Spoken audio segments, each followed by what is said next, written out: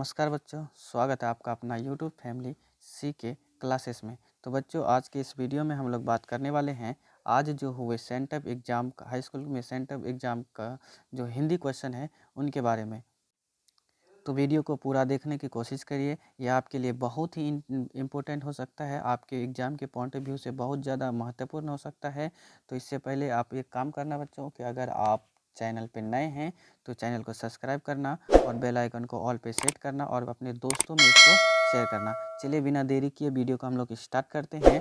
हिंदी जो 100 नंबर का जो सवाल पूछा जाता है, जो नॉन मुस्लिम बच्चे जो पढ़ते हैं, जिसको हम लोग गोदली के नाम से जानते हैं, उसके क्वेश्चन है। यहाँ पे क्वेश्चन है सबसे पहला कि जाति प्रथा को श्रम विभाजन मान लिया जाए तो यह स्वाभाविक विभाजन नहीं है। यह पंक्ति किस पाठ से लिया गया है? यह पंक्ति किस पाठ से लिया गया है? तो अगर आप इसको पढ़े हैं किताब को तो आपको पता होगा कि ये पंक्ति जो लिया गया है श्रम विभाजन जाति प्रथा से लिया गया है। चलिए नेक्स्ट क्वेश्चन देखते हैं। नेक्स्ट क्वेश्चन क्या है 2 नंबर का कि मदन और कासू के बीच झगड़ा क्यों हुआ था? लट्टू को खेलने की ललक से हुआ था, या दौड़ने के लिए हुआ था, या गाना गाने के लिए हुआ था, या कबड्डी खेलने के लिए हुआ था? तो इसका राइट आंसर हो जाएगा लट्टू के खेलने के ललक से हुआ था। चलिए नेक्स्ट क्वेश्चन देखते हैं हम लोग। नेक्स्ट क्वेश्चन यह है कि किसकी खोज से हमारी ऐतिहासिक चेतना में नया अध्याय जुड़ा है? ऑप्शन है संस्कृत, अंग्रेजी या उर्दू। तो इसका राइट आंसर हो जाएगा बच्चों संस्कृत की खोज से ही हमारे ऐतिहासिक चेतना में नया अध्याय जुड़ पाया है। चलिए नेक्स्ट क्वेश्चन नंबर 4 का क्या है कि जहाज के डेक पर खड़े कितने वर्ष के सर जॉन्स ने देखा कि सूर्य सागर में डूब रहा है? तो इसका राइट आंसर हो जाएगा 37 वर्ष के लिए। ठीक, नेक्स्ट क्वेश्चन देखते हैं। नेक्स्ट क्वेश्चन है 5 नंबर का कि हजारी प्रसाद द्विवेदी को किस रचना पर साहित्य अकादमी पुरस्कार मिला था? तो इसका राइट वाला ऑप्शन हो जाएगा सी। ऑप्शन नंबर सी हो जाएगा इनका राइट। आलोक पर्व पर इनको साहित्य अकादमी पुरस्कार मिला था। चलिए नेक्स्ट क्वेश्चन देखते हैं। Question number 6। क्वेश्चन नंबर 6 क्या कह रहा है कि उच्छृंखलता पशु की प्रवृत्ति है, स्व का बंधन मनुष्य का स्वभाव है। स्व का बंधन मनुष्य का स्वभाव है। यह पंक्तियाँ किस पाठ से ली गई है? तो यह पंक्तियाँ लिया गया है नाखून क्यों बढ़ते हैं, इससे लिया गया है। चलिए नेक्स्ट क्वेश्चन हम लोग देखते हैं। नेक्स्ट क्वेश्चन है कि महमूद गजनवी के बाद के किन शासकों ने अपने सिक्कों पर नागरिकी शब्द खुदवाए थे? तो इसका राइट वाला ऑप्शन हो जाएगा मोहम्मद गोरी अलाउद्दीन खिलजी शेरशाह ने खुदवाया था उसने सिक्कों पे अपना नाम। चलिए देखते हैं। नेक्स्ट क्वेश्चन नंबर 8 क्या है? बेतमा दान पत्र कब का है? बेतमा दान पत्र कब का है? तो ये है 1020 ईस्वी का है ये। चलिए क्वेश्चन नंबर 9 पढ़ रहे हैं कि कुहासा शीर्षक कहानी संग्रह किस लेखक की रचना है? कुहासा शीर्षक का संग्रह किस लेखक की रचना? तो इसका राइट ऑप्शन हो जाएगा option number C. Option number C यानी कि अमरकांत का है। चलिए क्वेश्चन नंबर देखते हैं 10 क्या है कि निर्मला ने किसे फटी पुरानी दड़ी दे दी थी? तो उन्होंने किसको दिया था? तो उन्होंने बहादुर को दिया था। उन्होंने बहादुर को फटी पुरानी दड़ी दे दी थी। नेक्स्ट क्वेश्चन देखते हैं 11 में कि अंग्रेज कवि टेनीसन ने किस लैटिन कवि पर कविता लिखी थी? वो इसका राइट वाला ऑप्शन हो जाएगा ऑप्शन ए वर्जिल पर। चलिए क्वेश्चन नंबर 12 देखते हैं क्या है कि बिरजू महाराज को संगीत भारती में कौन लाया था? तो बिरजू महाराज को संगीत भारती में निर्मला जी जो थे उन्होंने ही इनको क्या किए थे, यहाँ पे लाए थे। चलिए नेक्स्ट क्वेश्चन देखते हैं। क्वेश्चन नंबर 13 में क्या है? आंद्रे बेंता रेने सॉल और पल एलुआर ने मिलकर के कितनी संयुक्त कविताएं अवन्नियों में रहकर के लिखी थी? ऑप्शन है 12, 15, 30 या 32। तो इसका राइट ऑप्शन हो जाएगा ऑप्शन नंबर सी, 30 कविताएं इन्होंने लिखी थी। क्वेश्चन नंबर 14 क्या कह रहा है कि पेड़ पर कमला शीर्षक कहानी संग्रह किसकी रचना है? ऑप्शन है मैक्स मुलर, अशोक वाजपेयी, यतीन्द्र मिश्र या विनोद कुमार शुक्ल। तो इसका राइट आंसर हो जाएगा विनोद कुमार शुक्ल की ही ये रचना है पेड़ पर कमरा। चलिए क्वेश्चन नंबर 15 है कि कौन ठंड से कांप रहा था। ऑप्शन है संतु, लेखक, दीदी या फिर माँ। तो इसका राइट आंसर हो जाएगा संतु। संतु क्या कर रहे थे, ठंड से ही कांप रहे थे। चलिए नेक्स्ट, प्रख्यात शास्त्रीय गायिका गिरिजा देवी के जीवन और संगीत साधना पर यतीन्द्र मिश्र द्वारा लिखी गई पुस्तक निम्न में से कौन है। नीरजा है या गिरिजा है या देवप्रिया है या फिर विरासत है। तो इसका राइट आंसर हो जाएगा राइट आंसर इसका गिरिजा, यही होगा। चलिए क्वेश्चन नंबर 17 क्या है, शहनाई और काशी से बढ़कर कोई जन्नत नहीं इस धरती पर हमारे लिए, यह कथन किसका है। तो यह कथन किसका है, तो बिस्मिल्लाह खां साहब का है। यह कथन किसका है, बिस्मिल्लाह खां साहब। चलिए नेक्स्ट क्वेश्चन देखते हैं कि क्वेश्चन नंबर, वकालत की पढ़ाई के लिए गांधी जी कहाँ गए थे। हाँ, वकालत की पढ़ाई के लिए गांधी जी जो थे वो लंदन गए थे। ऑप्शन नंबर डी क्या होगा, राइट होगा। चलिए क्वेश्चन नंबर 19 है कि शिक्षा और संस्कृति पाठ्य साहित्य की कौन सी विधा से है। शिक्षा और संस्कृति, ऑप्शन है शिक्षा शास्त्र से, स्मरण से या काव्य से या निबंध से। तो इसका राइट आंसर हो जाएगा शिक्षा शास्त्र से इसका लिया गया था।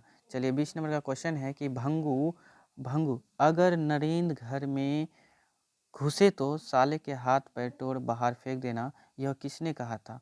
तो ये किसने कहा था, दीदी ने कहा था या पिताजी ने कहा था या माता जी ने कहा था या इनमें से कोई ने कहा था। तो ये जो कथन था ना वो पिताजी के कथन थे। चलिए नेक्स्ट क्वेश्चन पढ़ते हैं, क्वेश्चन नंबर 21 कि क का उच्चारण स्थान क्या है। ये क्वेश्चन जो है आपका ग्रामर खंड से लिया है, व्याकरण खंड से। क का उच्चारण स्थान क्या है। ऑप्शन है तालु, मृधा, कंठ या दंत।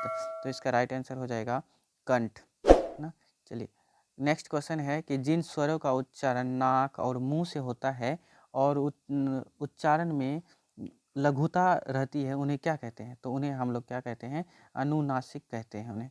ऑप्शन नंबर डी क्या हो जाएंगे, इनका राइट आंसर हो जाएंगे। चलिए नेक्स्ट क्वेश्चन देखते हैं, अहंकार शब्द का संधि विच्छेद करना है।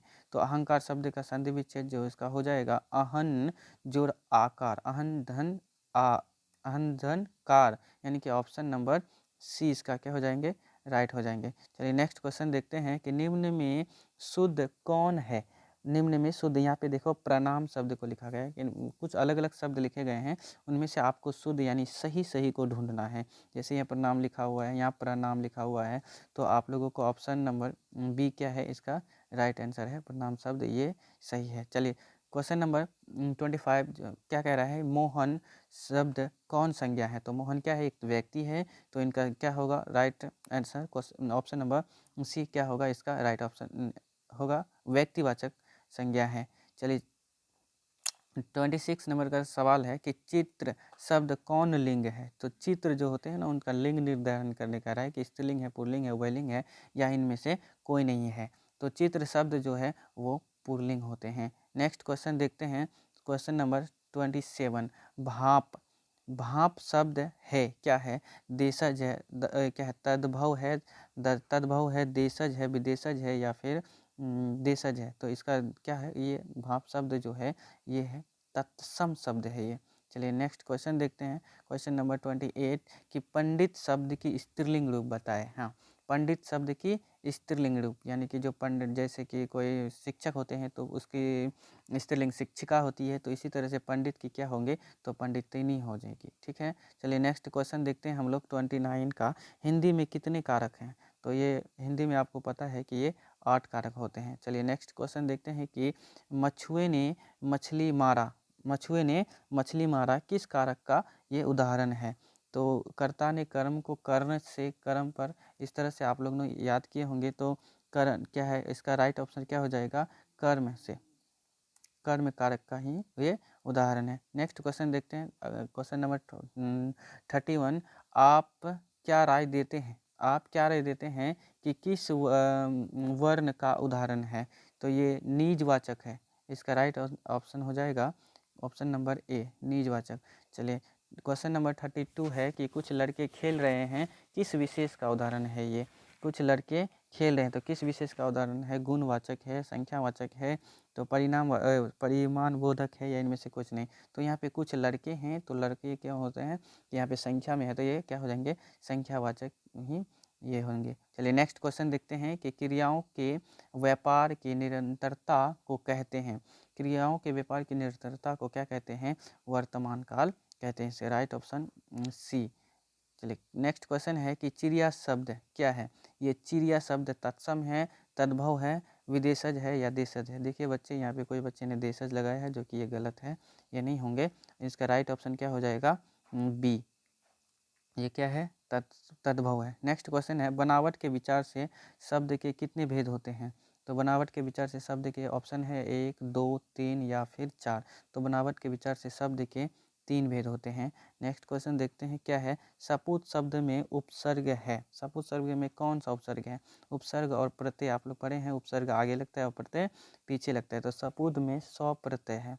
ऑप्शन नंबर डी क्या होंगे? ये सही हो जाएंगे। चलिए क्वेश्चन नंबर देखते हैं 37। बंधु शब्द में प्रत्यय क्या है? तो बंधु शब्द में प्रत्यय क्या है? तो ऑप्शन नंबर सी क्या हो जाएंगे? धू।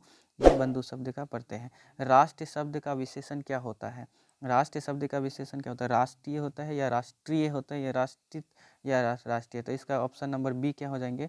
सही हो जाएंगे, राष्ट्रीय होते हैं। क्वेश्चन नंबर देखते हैं 39 में क्या है कि सपरिवार सपरिवार शब्द कौन सा कौन सा समास है? अवयवी समास है, द्वंद्व समास है, बहुब्रीहि समास है, द्विगु समास है? तो इसका राइट आंसर हो जाएगा अवयवी भाव समास। क्या है इसका राइट आंसर हो जाएगा। चलिए नेक्स्ट क्वेश्चन देखते हैं क्वेश्चन नंबर 40 कि अग्नि शब्द का विलोम क्या है? अग्नि शब्द का विलोम, उसका उल्टा क्या होता है? तो अग्नि का उल्टा क्या हो जाएंगे? जल। नेक्स्ट क्वेश्चन नंबर देखते हैं कि गुरु नानक क्या कहते हुए अपने प्राण त्यागे थे? तो गुरु नानक ने वाहे गुरु कहते हुए अपने प्राण को क्या किए थे?